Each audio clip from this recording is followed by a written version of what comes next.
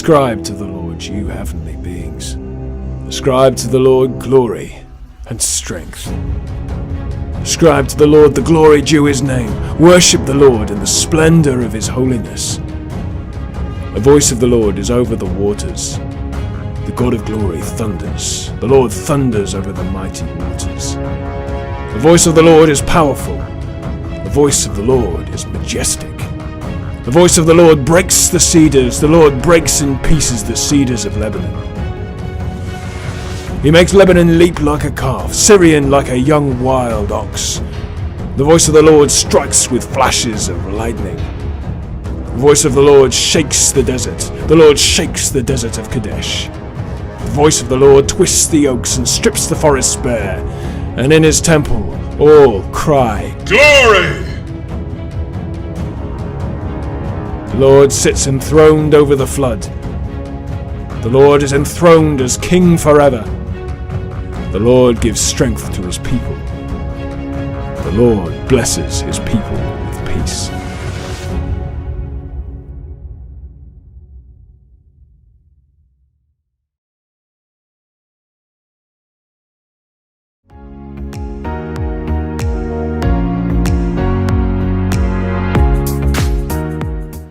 If you've got your Bibles or your phones, we're in Ephesians 4 this morning, Ephesians chapter 4.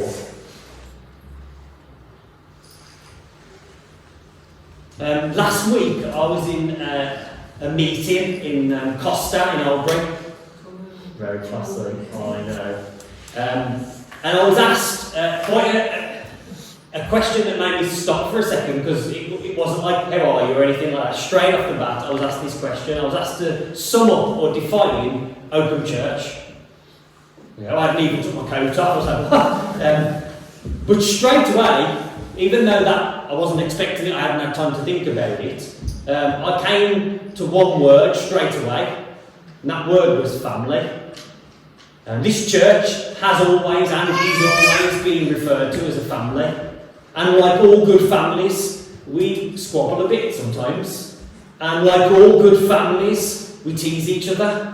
And like all good families, we share things, including occasionally germs. Now I understand talking about germs at this particular point in time might not be the best thing to think about. And it's been at the front and centre of our awareness for so much now, hasn't it? Wash your hands, sanitise your hands, wear your mask, don't touch anything, don't go anywhere near anyone. There's germs everywhere. It's even how the kids are understanding, isn't it? Have you seen that? There was that video going around quite early on in the lockdown where they got the water with the bits of, I can't even remember what it was then. Pepper, that was it. And then you drop the soap in it and all the pepper moved away. It was that way of trying to get kids to understand that germs are like pepper. I'm quite sure.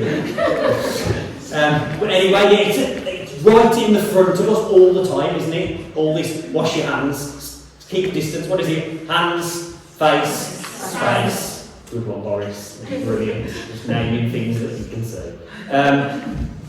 But with this coronavirus pandemic and social distancing and self-isolating and wearing masks and hand sanitisers and on, we've been thinking about germs and viruses and how things can be spread and contagiousness and all of these kinds of things.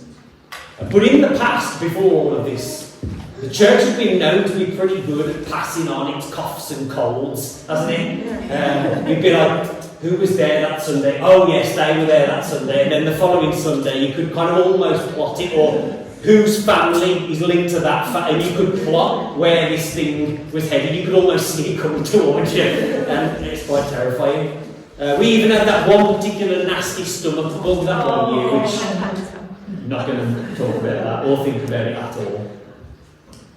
But as I think about our own little Oakham Church way of passing on our germs in the past, and as I think about how we're seeing this on a national and even global scale with the stats that are constantly being given, it's been fascinating and terrifying to see how easy things can spread and how these invisible things can be so successfully moved and transported from one place to another.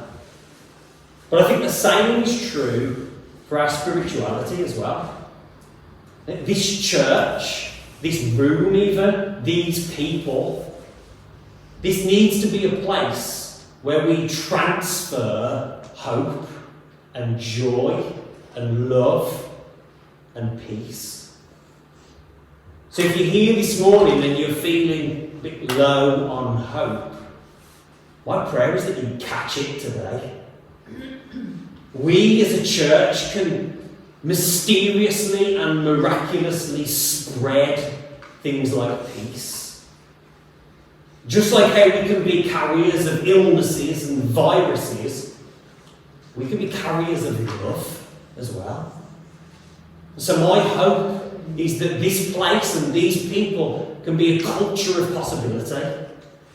That this place hasn't had the last word spoken about it. That this can be a church of the comma, not of the full stop. And over the last couple of weeks, we've been looking at and thinking about peace. 2 weeks ago, we looked at upward peace. We looked at the Palm Sunday story, and we asked, what is God up to? On the bigger scale of things, what is going on? We looked at how God impacts how we live in this world as peacemakers. And then last week with the storm, we looked at inward and outward peace and asked, even among all of the external chaos, all of the storms around us, and all of the inward kind of chaos, the storms that are happening within us, how do we go in and find peace there as our starting point? So with all that said, we're going to read Ephesians chapter 4, starting in verse 1. As a prisoner for the Lord then, I urge you to live a life worthy of the calling you have received. Be completely humble and gentle. Be patient, bearing with one another in love. Make every effort to keep unity of the Spirit through the bond of peace. There is one body and one Spirit, just as you were called to be one hope when you were called. One Lord, one faith, one baptism, one God and Father of all, who is over all and through all and in all. But to each one of us grace has been given as Christ apportioned it. This is why it says, when he ascended on high, he took many captives and gave gifts to his people. What does he ascended mean, except that he also descended to the lower earthly regions? He who descended is the very one who ascended higher than all the heavens in order to fill the whole universe. So Christ gave the apostles, the prophets, the evangelists, the pastors, the teachers to equip his people for works of service, so that the body of Christ may be built up, until we all reach unity in the faith and in the knowledge of the Son of God, and become mature, attaining to the whole measure of the fullness of Christ. So we've looked at upward peace, we've looked at inward and outward peace, and this morning we're going to look at withward peace. Now, to explain this a little bit, I understand withward isn't a word, technically, but I'm making it a word today, so that it lines up with the upward and the outward and the inward movements. Basically, all I mean by withward is us together, community. It's our peacemaking as a movement together. I'm going to read just that section that I want to focus on, really, from Ephesians 4 again, from the Message. Verses 2 and 3. I don't want any of you sitting around on your hands. I don't want anyone strolling off some path that goes nowhere. And mark that you do this with humility and discipline, not in fits and starts, but steadily pouring out yourselves for each other in acts of love, alert at noticing differences and quick at mending fences. Now, arguably, the most important technological invention in the last 200 years is the telegraph. The telegraph meant that small pieces of information could travel long distances at the speed of an electrical pulse. In its day, in its time, it was amazing. It was like magic. And just like that, it paved the way for the world of instant access to information that we all live and take for granted today.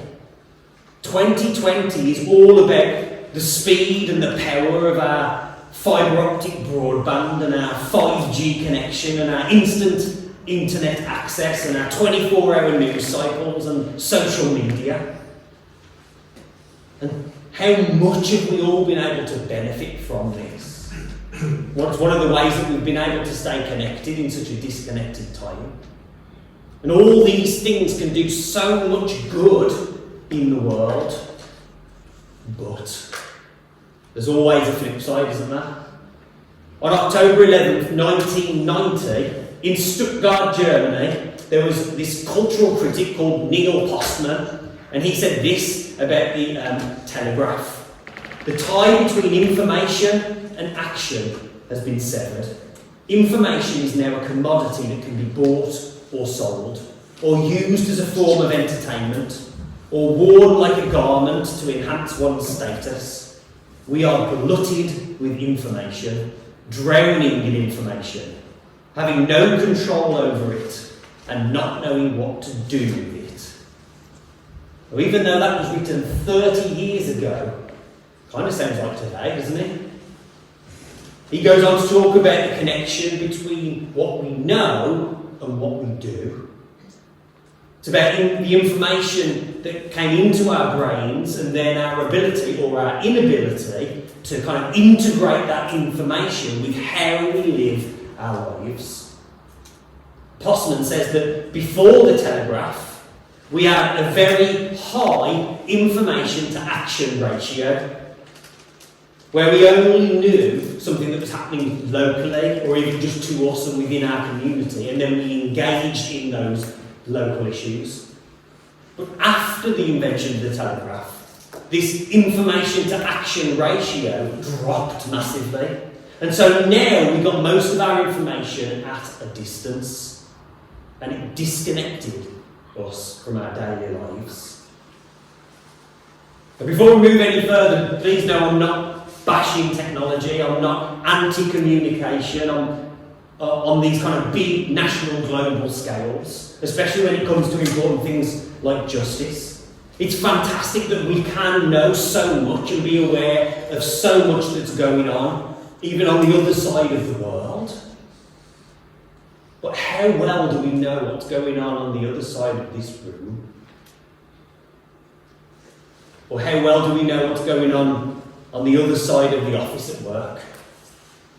Or on the other side of our dining tables? Or on the other side of the bed?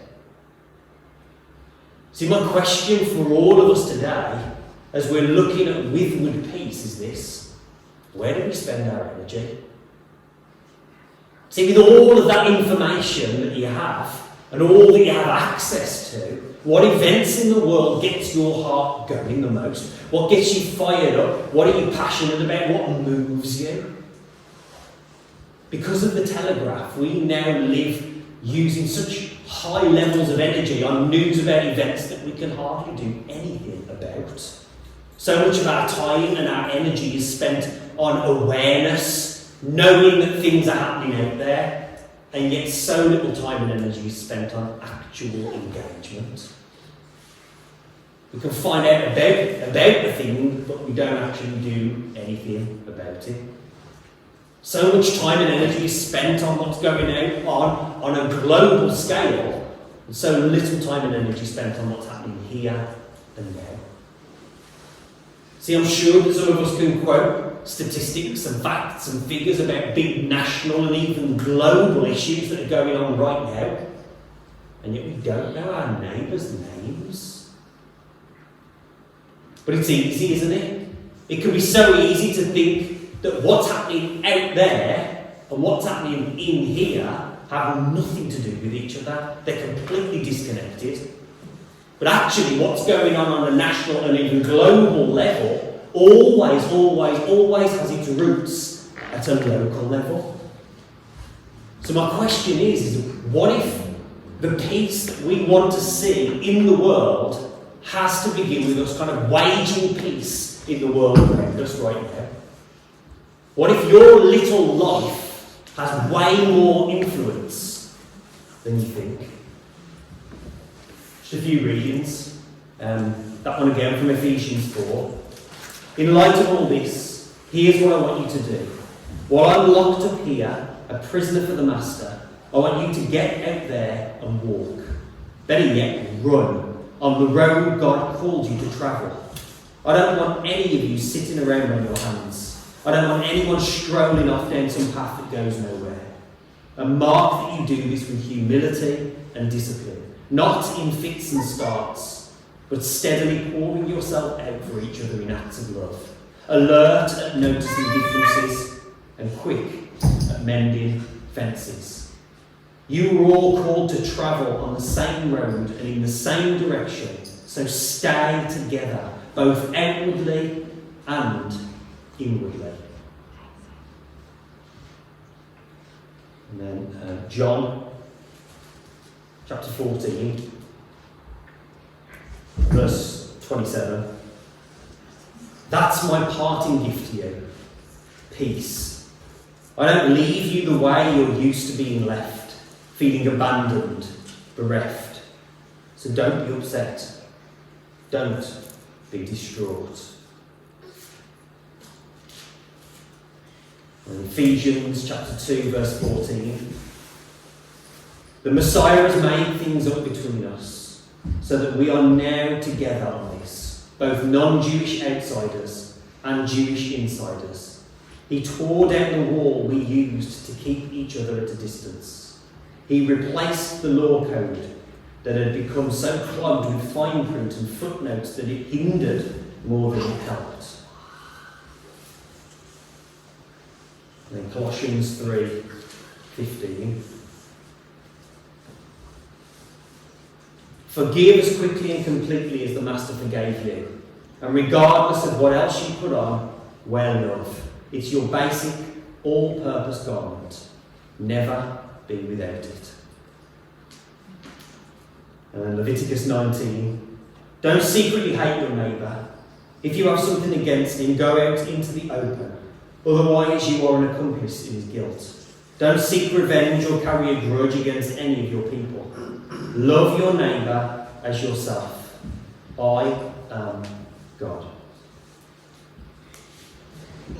So the question is, where are the conflicts within your life? As we're thinking about peace, what is the kind of opposite of that? Where are the conflicts in your life? Because none of the teachings that I've just read through, none of from the reading that we just had at the beginning, none of those, again, do anything unless you connect it to that, unless you connect it to them, unless you connect it to there.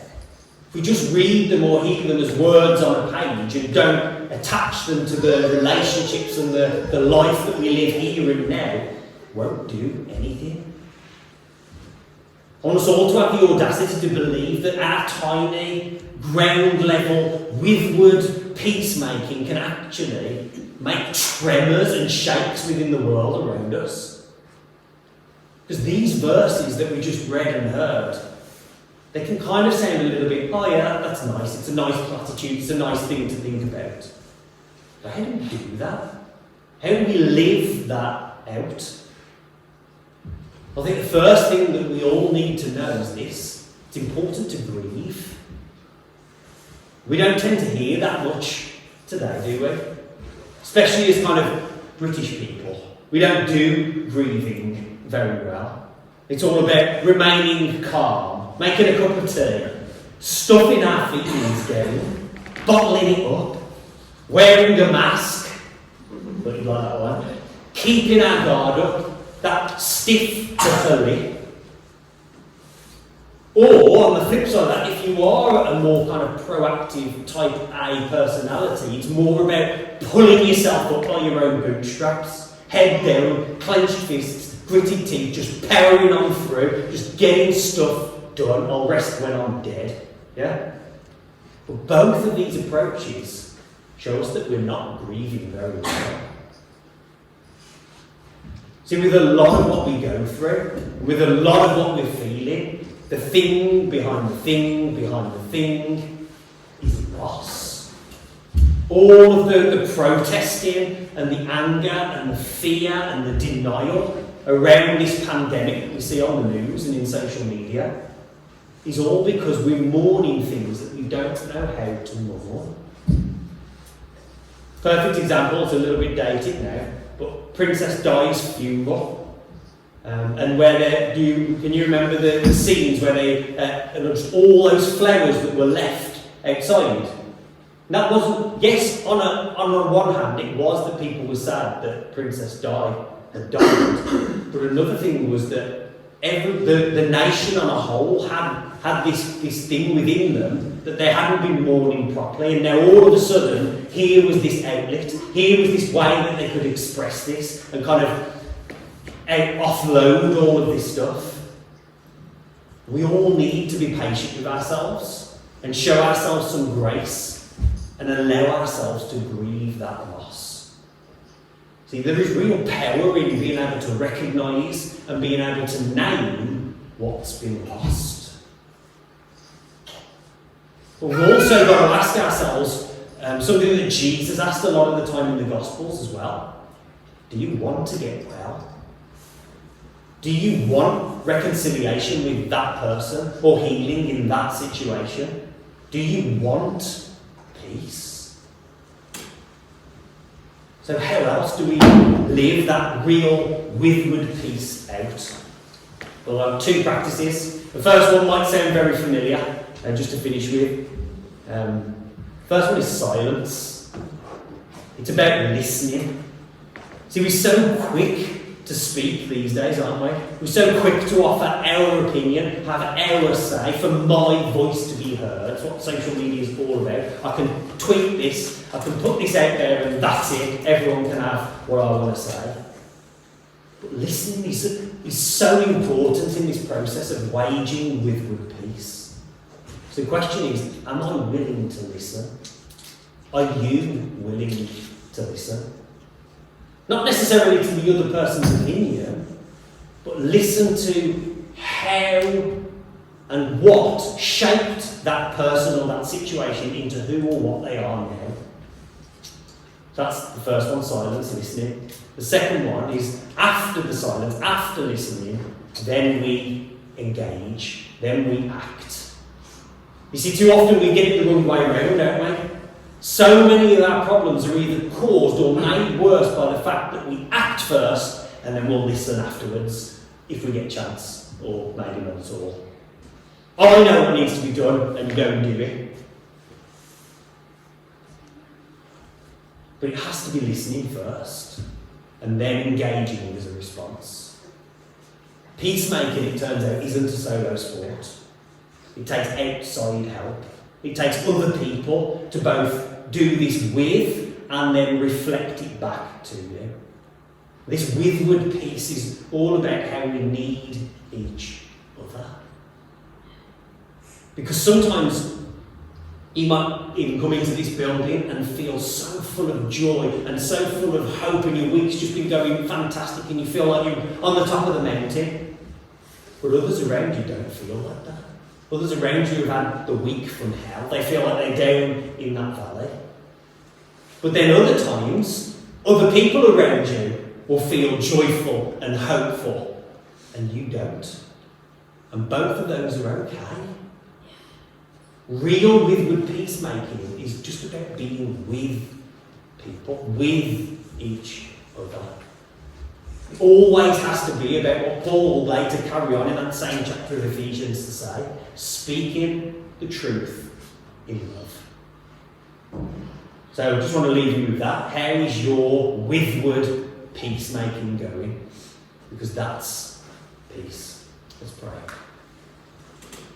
Heavenly Father, in such chaotic and turmoil kind of times that we find ourselves in today, whether that's within our own lives and in our own circumstances, whether that's within our own families, whether that's within our community, whether that's within this nation, whether that's within this world, There is a lot of reasons to feel like this is the opposite of peace, that there is a war going on, that this is anti-peace. And God, we just ask that you help us to see this kind of multi-directional, real, biblical peace that you are showing to us, that you are teaching to us through your word and through the world around us and through the people that we kind of exist with. That we can realise that this peace has an inward characteristic to it and an outward characteristic to it, an upward characteristic to it and a withward characteristic to it. Lord, in this world where so many people are angry, so many people are afraid, so many people are suspicious, so many people are scared and depressed and anxious and worried and stressed. In this world when people are having difficulties even seeing a light at the end of the tunnel, help us to not join within all of that chaos, but help us to take ourselves out of that chaos, that we may be a people of peace. Amen.